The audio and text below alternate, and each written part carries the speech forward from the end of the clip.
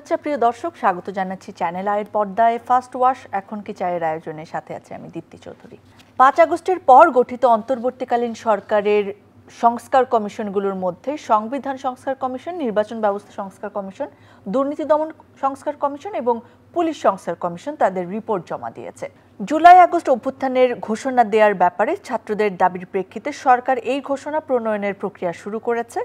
ঘোষণাপত্রের খসড়া নিয়ে রাজনৈতিক দলসমূহের সাথে মতবিনিময় করা হয়েছে। খসড়ার উপর অংশীজনদের মতামত নেওয়ার কার্যক্রম শুরু হয়ে গেছে ইতিমধ্যে। পাশাপাশি বিএনপি সহ অন্যান্য রাজনৈতিক দল নির্বাচনের রোড ম্যাপ ঘোষণার তাগিদ দিচ্ছে। বিএনপির পক্ষ থেকে আগামী জুলাই আগস্টের মধ্যে নির্বাচন অনুষ্ঠানের তাগাদা দেওয়া হচ্ছে। কোনো কোনো পক্ষ জাতীয় নির্বাচনের আগে স্থানীয় সরকার নির্বাচন অনুষ্ঠানের ওপর গুরুত্ব আরোপ করেছে। সরকারের তরফ থেকে বলা হচ্ছে সংস্কার কার্যক্রম একটি পর্যায় পর্যন্ত বাস্তবায়নের পর হবে নির্বাচন। বৈষম্য বিরোধী ছাত্র আন্দোলনের নেতারা জোরালোভাবে বলেছেন রাষ্ট্র সংস্কারের আগে কোনো নির্বাচন নয়, কারণ নির্বাচনের জন্য জুলাই আগস্টের আন্দোলন হয়নি।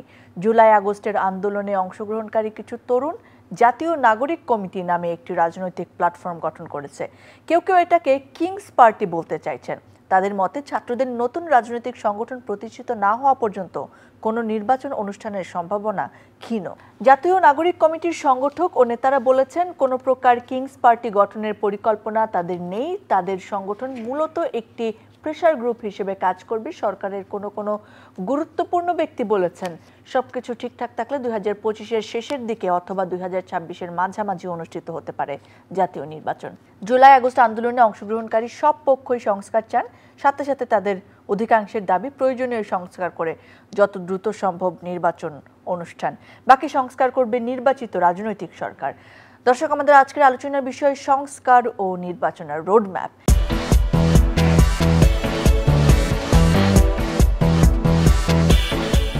এই বিষয়ে কথা বলার জন্য আজকে আমাদের সঙ্গে উপস্থিত রয়েছেন জনাব মুজাহিদুল ইসলাম সেলিম, সাবেক সভাপতি সিপিবি। আমাদের সঙ্গে রয়েছেন সিনিয়র সাংবাদিক এবং কলামিস্ট জনাব MA আজিজ। মুজাহিদুল ইসলাম সেলিম, আপনাকে দিয়ে বরং শুরু করি। আজকে সংস্কার কথাটি এখন আসলে সবচেয়ে বেশি আমরা শুনি। সংস্কার না নির্বাচন, নির্বাচন আগে না সংস্কার আগে, সংস্কার আগে না নির্বাচন আগে। তো সেই জায়গায় একটা পর্যায় পর্যন্ত তো এসেছে, 4টা কমিশন তাদের রিপোর্ট দিয়েছে।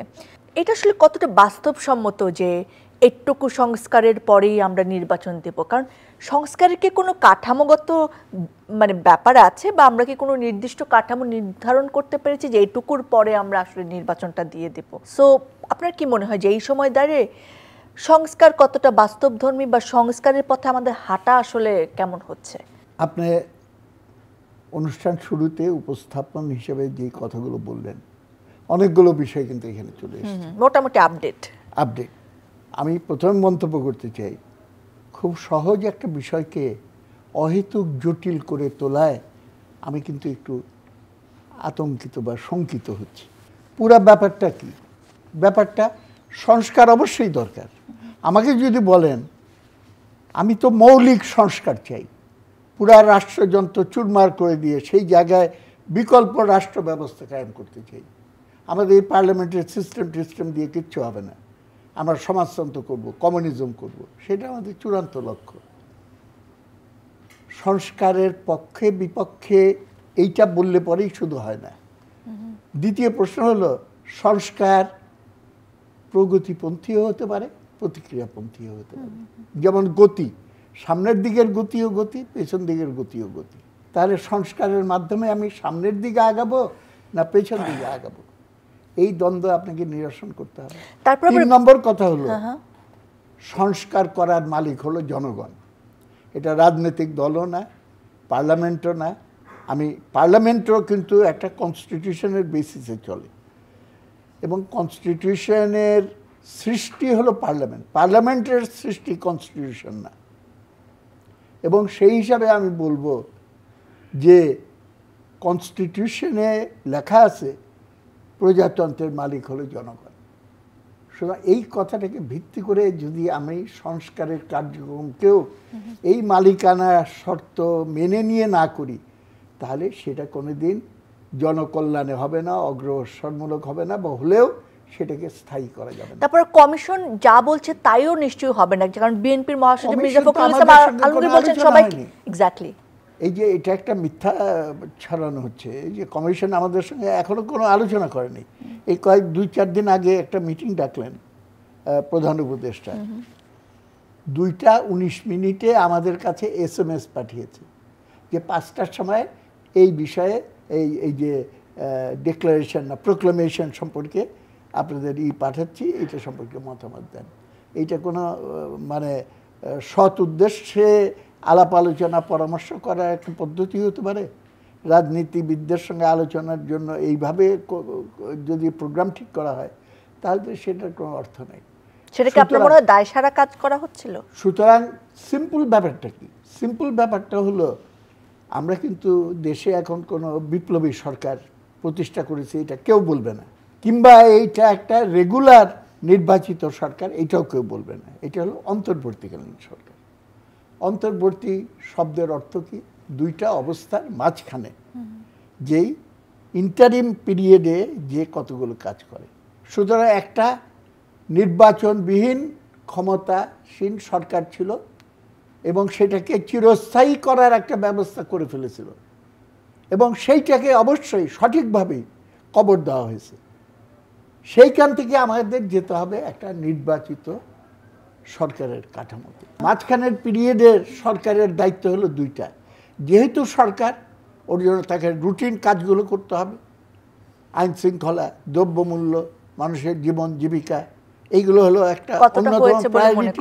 সেকেন্ড হলো একটা গণতান্ত্রিক পরিবেশ করে নির্বাচন বিষয়ে যেসব জায়গায় সংস্কার না করলে অবাধ নিরপেক্ষ নির্বাচন হয় না, সেইগুলো সঠিকভাবে এবং অতি দ্রুত সম্পন্ন করা এবং করে সেই নির্বাচিত সরকারের প্রক্রিয়া এই দেশে চালু করা এবং জনগণের মতামতের ভিত্তিতে সংস্কারের প্রয়োজনীয়তাগুলো পূরণ করা হবে। একটা কাজ অবশ্য তারা করতে পারে এবং করা উচিত বলে আমি মনে করি, যেহেতু সময় যাচ্ছে এবং মানুষের ভেতরে একটা আকাঙ্ক্ষার জন্ম হয়েছে, অন্যান্য যাবতীয় সংস্কার সম্পর্কে কতগুলো সাজেশন, কতগুলো মতামত একটা কনসেনসাস সৃষ্টি করার লক্ষ্যে তারা কিন্তু করতে পারে। আপনি মনে করেন শাহাবুদ্দিন সাহেব এরশাদের পতনের পর শাহাবুদ্দিন সাহেবের সরকার যখন হলো 3 মাসের ভেতরে কিন্তু নির্বাচন হয়ে গেল এবং আমার প্রফেসর রহমান সোবহান তার নেতৃত্বে, উনিও উপদেষ্টা মণ্ডলীতে ছিলেন, তার নেতৃত্বে একটা টাস্ক ফোর্স হলো। 3 মাসের ভেতরে এই টাস্ক ফোর্সে অনেক সুপারিশ যে ভবিষ্যতে আমাদের কিভাবে দেশটা পরিচালনা করা উচিত as a guideline to the subsequent government, elected government, এই দিকে মনোনিবেশ করা একান্ত প্রয়োজন। এইটা না করে আমার মনে হয় যে এর বাইরে অন্য বিষয়ে ব্যস্ত হয়ে যাচ্ছে।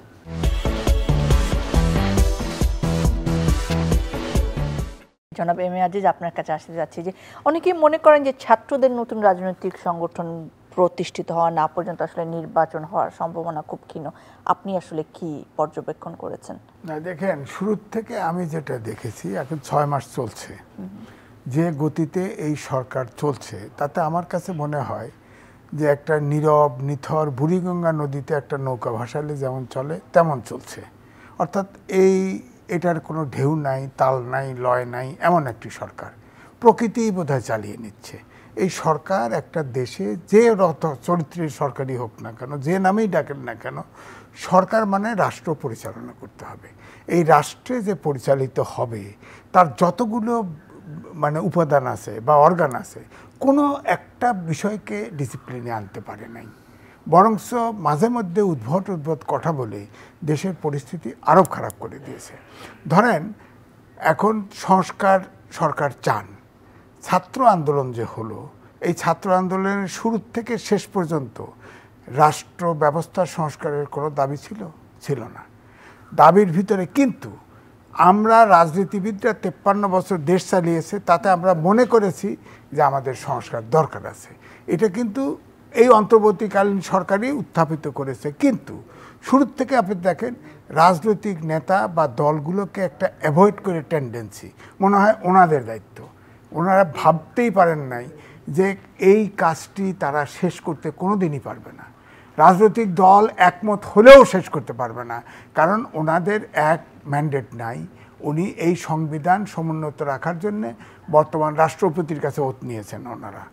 ওনারা যে সংবিধান সংস্কার করলে ওতভঙ্গ হয়েছে না, তাহলে যদি চূড়ান্ত বিশ্লেষণে ধরেন ওনার মন্ত্রিত্ব আছে, এদের উপদেষ্টাশিপ আছে, নাই তো। এক।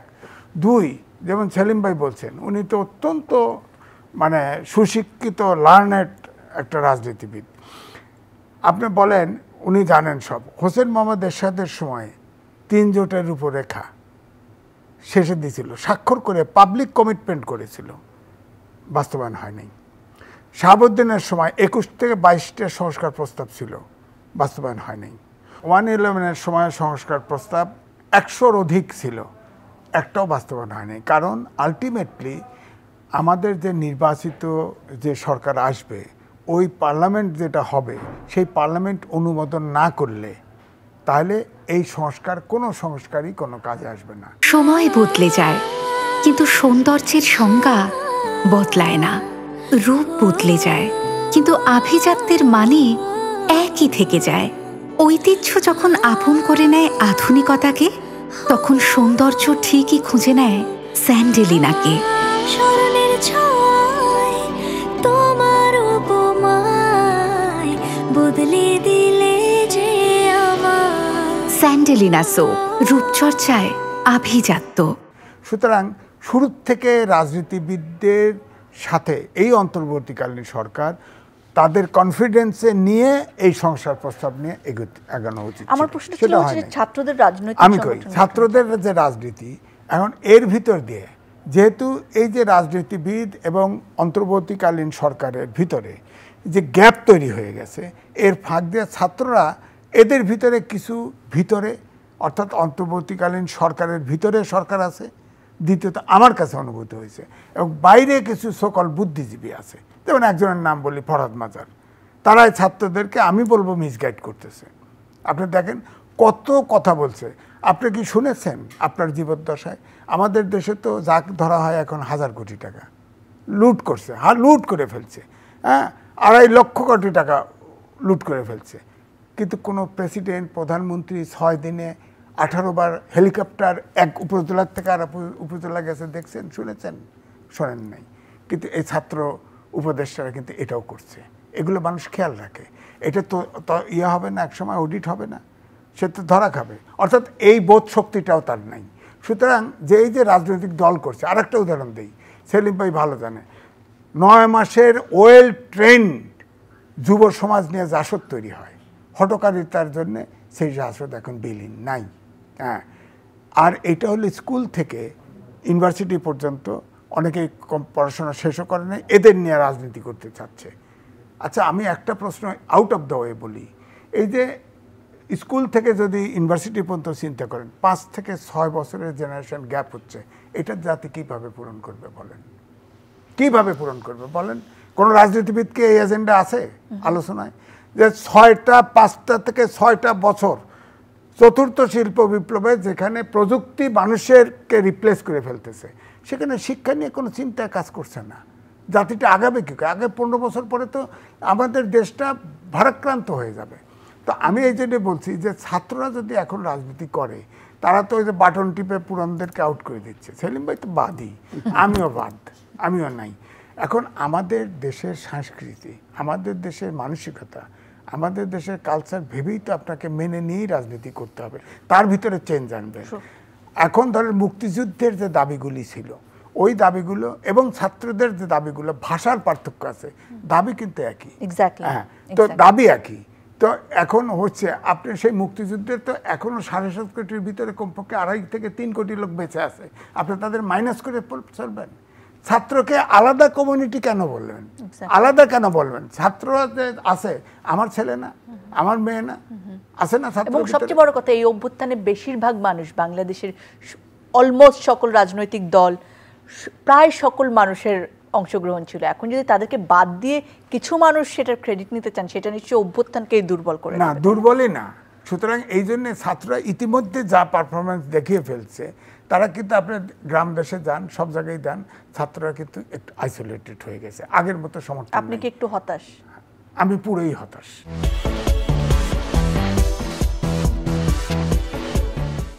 সেলিম ভাই, আপনার কাছে আসতে চাচ্ছি যে গণ অভ্যুত্থানের স্পিরিট নিয়ে আমরা কথা বলছিলাম। একটা অন্যতম স্পিরিট কিন্তু ছিল যে অন্তর্ভুক্তি মূলকতা এবং বহুত্ববাদ, সাথে সাথে গণতান্ত্রিক একটা বাংলাদেশ গড়ে তোলা, সেই জায়গাটি আসলে কতটুকু স্পিরিটটা এখনো পর্যন্ত আপনি দেখছেন? প্রায় 6 মাস পার হয়ে এসছে।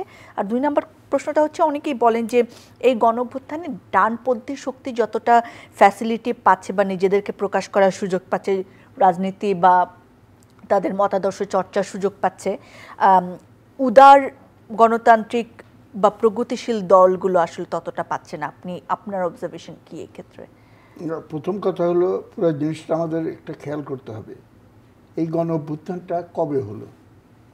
এটা কি শুধু 2 মাসের ঘটনা, নাকি 16 বছর ধরে আওয়ামী স্বৈরাচারী ফ্যাসিস্ট শাসনের বিরুদ্ধে লাগাতারভাবে যে সংগ্রাম করেছে? আমার চা বাগানের শ্রমিকরা সংগ্রাম করেছে, আমার গার্মেন্টসের শ্রমিকরা সংগ্রাম করেছে, মাথা ফেটে গেছে, জেল খেটেছে, ছাত্র ইউনিয়নের কর্মীরা জেল খেটেছে, ছাত্র ফ্রন্টের কর্মীরা জেল খেটেছে, ছাত্র সংগঠন, রাজনৈতিক সংগঠন, আমার নিজের হাত ভেঙে গেছে হরতাল করতে গিয়ে, কয়বার আমরা কত অনুষ্ঠান করেছি। এইভাবে কিন্তু একটা পটভূমি রচিত হয়েছে। সরকারের বিরুদ্ধে যে ক্ষোভ, সেটার বহিঃপ্রকাশের ভেতর দিয়ে কিন্তু সরকারের দমন নীতির কারণে সেটার বিস্ফোরণটা ঘটছিল না। এটা অপেক্ষা করেছিল একটা আগুনের ফুলকির জন্য, যেটার মাধ্যমে এটার বিস্ফোরণটা ঘটবে। আগুনের ফুলকিটা শুধু আমি হিসাব করব, আর এই যে পটভূমিটা তৈরি হলো সেটা হিসাব করব না। দ্বিতীয়ত, এইটা হলো ছাত্র জনতার অভ্যুত্থান, এবং জনগণ যদি না থাকতো তাহলে পরে এই আন্দোলনের সফলতা নিশ্চয়ই যেইভাবে আমরা অভূতপূর্ব সফলতা অর্জন করেছি এটা সম্ভবপর হতো না। এখন কোশ্চেন হচ্ছে, একটা কোশ্চেন, আপনি আগে যে একটা কোশ্চেন, সেটা খালি রেফারেন্স আমি বলবো, প্রত্যেকেরই রাজনৈতিক দল করার অধিকার আছে, এবং সমন্বয়করাই একমাত্র ফাইটার এই গণঅভ্যুত্থানকালে, এইটা মনে করা খুবই ভুল। এবং মাস্টার মাইন্ড আর মিটাকুলাসলি প্ল্যান করার যে নায়ককে এইগুলো খুঁজে বেড়াচ্ছে, আসল নায়ক জনগণ, সেই দিকে কিন্তু নজর নাই। সর্বনাশ ডেকে আনবে এটা, এবং এইটা এক ধরনের প্রতিযোগিতায় পরিণত হয়েছে। বিগত সরকারের আমলে রাষ্ট্রীয় সুযোগ নিয়ে 28 লক্ষ কোটি টাকা লুটপাট করা হয়েছিল, এটা হিসাব যেটা বের হয়েছে। এখন সরকারি সুযোগ নিয়ে যদি রাজনৈতিক দল ফ্লোট করা হয়, তাহলে একই ধরনের অন্যায়। এইটা লুটপাটের অর্থনীতি, লুটপাটের রাজনৈতিক দলে পরিণত হবে। আমি খালি খুব সাধারণ একটা দাবি আবেদন করতে চাই এই সরকারের কাছে। আমি বলবো যে একটা রাজনৈতিক দল গঠন হওয়ার পর তার খরচের হিসাব ইলেকশন কমিশনকে দিতে হয়, কিন্তু একটা রাজনৈতিক দল গঠন করার উদ্দেশ্যে হেলিকপ্টার খরচ, আর ঢাকার কেন্দ্রস্থলে 2টা ফ্লোর নিয়ে অফিস ভাড়া করা, আর মার্সিডিজ আর BMW গাড়ি করে চড়া, এই খরচগুলো হিসাব অবশ্যই নেওয়া প্রয়োজন বলে আমি মনে করি। এবং আপনি যে প্রশ্নটা জানতে যাচ্ছেন, সেটা হলো বিশেষভাবে আপনি জানতে যাচ্ছিলেন যে আমাদের এই সমস্ত প্রক্রিয়াটা এখন মানুষের ভেতরে কি অনুভূতির সৃষ্টি করছে। মানুষের ভেতরে, এটা সঠিকভাবে বলা হয়েছে, মানুষের ভেতরে কিছু প্রশ্ন ইতিমধ্যে জমা হওয়া শুরু করেছে। কিন্তু আমি খুবই চিন্তিত এই কারণে যে এই প্রশ্নগুলো আরও বেশি উস্কে দেওয়ার জন্য কিন্তু পতিত যে ফ্যাসিস্ট স্বৈরাচার, তারাও কিন্তু আগ্রহী। তা আমরা দুই মুখী চাপের ভেতরে আছি। পতিত স্বৈরাচারকে আসতে দেব না, আবার অন্যদিকে এমন ব্যবস্থা করতে হবে যাতে করে সেই একই ব্যবস্থার আলোকে নতুন চেহারা নিয়ে কোনো শক্তি যাতে আবার জনগণের উপরে চেপে বসতে না পারে। তারপরে আমাদের কি করতে হবে? একটা নতুন রাজনৈতিক শক্তির জাগরণ ঘটাইতে হবে। আপনি যে একটু আগে বললেন একটা উদ্ধৃতি দিয়ে, যে ওরা বলছে যে আমরা কোনো রাজনৈতিক দল করব না, আমরা pressure group. Pressure group for what? এই প্রেশার গ্রুপের লোক মন্ত্রিসভায় বসে আছে, এবং তারপরে যদি তারা বলে যে আমরা রাজনীতি করব না, তাহলে যে হাস্যস্কর কিছু নাই। 2 নম্বর আপনি বলেছেন ইনক্লুসিভ পলিটিক্সের কথা। আপনার রাষ্ট্র ধর্ম ইসলাম রেখে দেবেন, আর অন্যদিকে ধর্ম নিরপেক্ষতা উঠিয়ে দিবেন, তারপরে যদি আপনি বলেন যে ইনক্লুসিভ পলিটিক্স, ওই দুইটা যেটা আমি বললাম ওইটা করা হলে এটা তো প্র্যাকটিক্যালি বস্তুত ইসলামিক রিপাবলিকে পরিণত হবে। রাষ্ট্রধর্ম ইসলাম, আপনি ইসলামিক রিপাবলিক নামটা হয়তো বললেন না, এবং ধর্ম নিরপেক্ষতা উঠিয়ে দিলেন যে সব ধর্মের সমান অধিকার, বা ধর্ম এবং রাষ্ট্র দুইটা আলাদা জিনিস, আলাদা সত্তা, এইটা থাকলো না। তাহলে পরে প্র্যাকটিক্যাল পজিশনটা দাঁড়ালো যে এটা কিন্তু ইসলামিক রিপাবলিকে পরিণত হয়ে গেল। তাহলে পরে আপনি ইনক্লুসিভ রাষ্ট্র কীভাবে করবেন?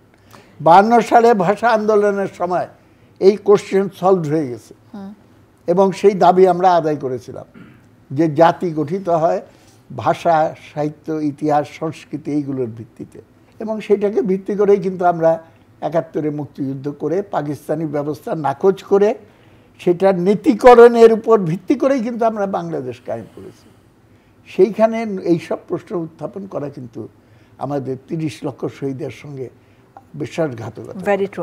জনাব এম এ আজিজ, আপনার কাছে আসতে চাচ্ছি আমি যে রাজনৈতিক দলগুলো আসলে নির্বাচনের রোড ম্যাপ চাইছে, আপনি বা আরও অনেকেই আসলে এটাকে সমর্থন করছেন, এবং সরকার এবং বৈষম্য বিরোধী আন্দোলন তারা বলছে যে একটা গ্রহণযোগ্য পর্যায়ে সংস্কার সাধনের পর নির্বাচন হবে। সো এই যে সংস্কারের গ্রহণযোগ্যতার মাপকাঠি, এটা আসলে কে নির্ধারণ করবে? বিষয়টা আমি আগেই বলেছি, সংস্কারটা যদি গেলোটিন করেন তাহলে নেক্সট পার্লামেন্ট অনুমোদন করবে না, কি করবেন? সুতরাং আমার কথা হলো সেলিম ভাই তাকে আন্তরিকভাবে তার অংশগ্রহণ সাপেক্ষে সংস্কারটা আসতে হবে। তাহলে এটাকে আমরা একটা পাবলিক কমিটমেন্ট হিসেবে দেখব যে ওনারা তখন মানবেন। ওনাকে সাইডলাইনে ফেলে আপনি যদি কোনো সংস্কার করেন তো ওনারাই তো ক্ষমতায় যাবে না। আমি জানতে চাইছি যে আমাদের ফিনিশিং লাইনটা আসলে কোথায়, ফিনিশিং লাইনটা যদি হতো, সংস্কার হয়তো সেলিম ভাই একমত হবে কিনা। সংস্কার প্রস্তাব কিন্তু বিএনপি সবগুলো দল, অধিকাংশ দলের সাথে আলাপ করে আপনার প্রায় 62 দফার একটা সংস্কার প্রস্তাব এই অন্তর্বর্তীকালীন সরকারের কাছে জমা দিছে, এবং তার ভারপ্রাপ্ত চেয়ারম্যান কিন্তু বলেছে এটাতে অ্যাড করা যাবে, এটাকে মাইনাসও করা যাবে। তো ওইটা বেসিস ধরে যদি রাজনৈতিক দলগুলোর সাথে প্রতিনিধি নিয়ে একবারে আলোচনা করত, অর্থাৎ কোনটা আলোচনা নিতান্তই, ধরেন নির্বাচনী ব্যবস্থা এবং সংবিধানের সংস্কার, এই দুটো মৌলিক ব্যাপার দরকার, এটা করে নির্বাচনে চলে যেত, তাহলে কিন্তু এই সংস্কারটা অ্যাকসেপ্টেবল হতো, ভবিষ্যতে এটা কাজে আসতো। এখন যেভাবে ওই আমি আগেও বলে থাকি, আমার পাবনা বাড়ি বলে আমার কথা আমি কব তো খালি হুনা এলব, ওনারা কারা? রাজনীতিবিদ। আমাদের দেশের রাজনীতিবিদদের ঠেলা তো বোঝে নাই। হ্যাঁ, ওনারা শোনায় নেবে রাজনীতিবিদদের, আর ওনাদের কথা মানিয়ে যাবে, এত সহজ? আর এই যে ছাত্ররা, যাদেরকে আমি বলবো যেভাবে তারা মিসগাইডেড, আমি বলবোই, কারণ হচ্ছে যে আমি নির্বাচনের শেষে অনেকগুলো প্রবীণ নেতাদের দিয়ে কিংস পার্টি 3টা করা হয়েছিল, একটি প্রার্থীর জামানত থাকে নাই, একটিও না। এবং এই ছাত্ররা যদি রাজনৈতিক দল যেদিন করবে তার পরের দিন থেকে ঢাকা শহর না, ইউনিভার্সিটির এই ঢাকা ইউনিভার্সিটি থেকে পাশে বেরোতে পারবে না। 2, কোনো জায়গায় প্রার্থী দিলে প্রার্থী ক্যাম্পিং করতে পারবে না, ক্যাম্পিং করলেও ভোট পাবে না, একটারও জামানত থাকবে না। এইটা বাস্তবতাটাকে মেনে নিয়ে তাদের আগানো উচিত।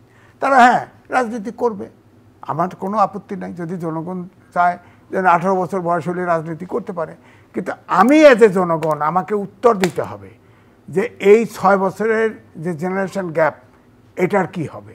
2, কোচি ছেলেদেরকে 17 বছর হলে রাজনীতি করতে পারবে, সবাইকে সরকার চালানোর দায়িত্ব দিয়ে দিচ্ছেন, ছাত্র লেখাপড়া কে করবে?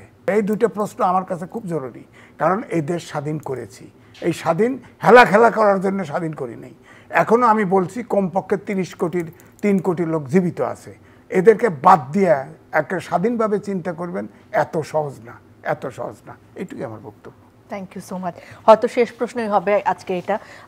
মোজাহিদুল ইসলাম সেলিম, আপনার কাছে জানতে চাই যে নির্বাচনের রোডম্যাপ আমরা চাইছি, কিন্তু ওই যে সংস্কার একটা ধোঁয়াশা ব্যাপার হয়ে গেছে, সংস্কারের রোডম্যাপটাও কি আমাদের জন্য খুব জরুরি না, যে কতটুকু তারা করবেন? সংস্কার সম্পর্কে এরকম একটা ধারণা, বা জাতীয় ঐক্য সম্পর্কে একটা ধারণা, বা মাঝে মাঝে বলা হয় সব দল মিলে একমত হলে পরে সংস্কার হবে। একটা শ্রেণী বিভক্ত সমাজে সব বিষয়ে একমত হবে না। সারাদিন ল্যাপটপ, ফোন আর অফিসের কাজ। আমি চললাম, তুমি থাকো তোমার কাজ নিয়ে। হয়তো তোমারই জন্য হয়েছি যে প্রেমে বন্য। আমাদের মধ্যে এখনো প্রেম আছে? জানি তুমি অনন্য, তাই শুধু তোমাকেই চাই। জীবনের প্রতিটি মুহূর্ত হয়ে উঠুক স্পেশাল। ত্বকের যত্নে রোজ অয়েল এক্সট্রাক্ট এবং ময়শ্চারাইজার সমৃদ্ধ তিব্বত পমেড। হতে পারে না। ট্রু। একমত হওয়ার দরকার কি? ইউনিটি এবং ইউনিফর্মিটি দুইটা এক জিনিস না। আমরা unity on the basis of difference, divergence, এবং সেইটাকে সবটাকে নিয়ে আমরা একসঙ্গে চলতে চাই। তাহলে মতের পার্থক্য থাকবে। বিএনপির একটা সংস্কারের কর্মসূচি থাকতে পারে, কমিউনিস্ট পার্টির একটু ভিন্ন হতে পারে, আরেকটা দলের আরেকটু ভিন্ন হতে পারে, অসুবিধা নাই। তা নাহলে তো আমাদেরকে একদলীয় ব্যবস্থা করতে হয় যে এর বাইরে কেউ কথা বলতে পারবে না। হলো, সেটা ডিসাইড করবে কে? ডিসাইড করবে জনগণ, কেন প্রজাতন্ত্রের মালিক হলো জনগণ। এবং সেই মালিকানা তারা প্রয়োগ করে তাদের ইলেক্টেড রিপ্রেজেন্টেটিভের মাধ্যমে। 18 কোটি লোককে তো আপনার ঢাকা স্টেডিয়ামে এনে হাত তুলে তাদের মতামত নিতে পারবেন না। তাহলে পরে আপনাকে তাদের প্রতিনিধি নির্বাচন যাতে যথার্থ হয়, তাদের মন মতো হয়, সেখানে যাতে টাকা কোনো ফ্যাক্টর না হয়, সেখানে প্রশাসনিক কারসাজি টাকা দিয়ে অফিসারদের কিনে নিয়ে আমি জয়লাভের চেষ্টা করলাম, যেগুলো হয়ে আসছে। বেশি শক্তির দাপট, খবরদার তোমরা কেউ যাবে না, হিন্দু পাড়ায় যেয়ে হুমকি দিয়ে আসলাম, অমুক পাড়ায় যেয়ে হুমকি দিয়ে আসলাম, এগুলো যাতে না হয়। র্যাশনাল চিন্তাকে ডাইলিউট করে দেওয়ার জন্য সাম্প্রদায়িকতার প্রচারণা বা আঞ্চলিকতার প্রচারণা, এই এলাকার আমাদের আলাদা স্বার্থ দেখিতে হবে, এইগুলো যাতে না হয় সেইগুলো নিশ্চিত করতে হবে। এইগুলো হলো দ্য টাস্ক। আপনি যেটা জানতে যাচ্ছেন, মানুষের জানতে চাই কতদিন কীভাবে এটা চলবে। অনিশ্চয়তা খুব সাংঘাতিক খারাপ জিনিস। অনিশ্চয়তার কারণে আমাদের অর্থনীতি কিন্তু ভেঙে পড়ছে। অনিশ্চয়তার কারণে কিন্তু আইন শৃঙ্খলা পরিস্থিতিকে স্বাভাবিক জায়গায় আমরা আনতে পারছি না। অনিশ্চয়তার কারণে কিন্তু মানুষের ভেতরে প্রতিদিন একটা যন্ত্রণা যে কি হবে ভাব। এবং এইটা জনগণের ভেতরে যেমন আছে, আমার ধারণা সমানভাবে যদি একটুখানি মাথার ভেতরে ব্রেন থাকে, তাহলে পরে এই শাসন যারা করছে তাদের ভেতরে থাকা উচিত। যত এই অবস্থা চলতে থাকবে দেশ সর্বনাশের পথে যাবে। আরেকটা প্রসঙ্গ এখানে বলেছে যে ছাত্রদের কাছে তো লেখাপড়া করা 6 বছর ধরে আমাদের সব কিছু নষ্ট করে দিয়েছে, তাই না বললেন আপনি? না, 6টা ব্যাচের জেনারেশন, 6টা ব্যাচের জেনারেশন। মুক্তিযুদ্ধের পর আমি ডাকসুর ভিপি ছিলাম। আমি প্রত্যেকটা মিটিংয়ে বলতাম পাকিস্তানিরা আমাদের সময় আমাদের কাছ থেকে কেড়ে নিয়েছে, সে হারানো সময় পুনরুদ্ধার করতে হবে। ওভার টাইম লেখাপড়া করো, ওভার টাইম লাইব্রেরি ওয়ার্ক করো, 3 বছরের ডিগ্রি কোর্স 2 বছরে শেষ করতে হবে। এই মনোভাব নিয়ে দেশের সেবা করার জন্য প্রস্তুত হও এবং আমরা সমাজতান্ত্রিক বাংলাদেশ গড়ে তুলব। সমাজতন্ত্রের কারিগর তৈরি করার জন্য ঢাকা বিশ্ববিদ্যালয়ের শিক্ষার সিলেবাস পুনর্গঠিত করতে হবে। চিন্তার ভিতরে এইগুলোই ছিল। একদমই তাই। অনেক ধন্যবাদ আপনাদের দুজনকে আমাদের সময় দেওয়ার জন্য। ধন্যবাদ প্রিয় দর্শক, আপনারা যারা সঙ্গে ছিলেন। বাংলাদেশের জনগণ হবে বাংলাদেশের মালিক এবং তারা তাদের প্রতিনিধি নির্বাচনের মাধ্যমে এই দেশ পরিচালনায় অংশগ্রহণ করবে। এই চাওয়াটা নিশ্চয়ই অনেক বড় নয়, তবে আমাদেরকে অনেক রক্ত দিতে হয়েছে, অনেক ত্যাগ করতে হয়েছে এই স্বপ্নটি দেখার জন্য। এই স্বপ্নটি যেন আমাদের ভঙ্গ না হয়, আমরা যেন আশাহত না হই। বাংলাদেশ এবং তার মানুষের কল্যাণ কামনায় আজকের মতো শেষ করছি। আবার দেখা হবে, আবার কথা হবে।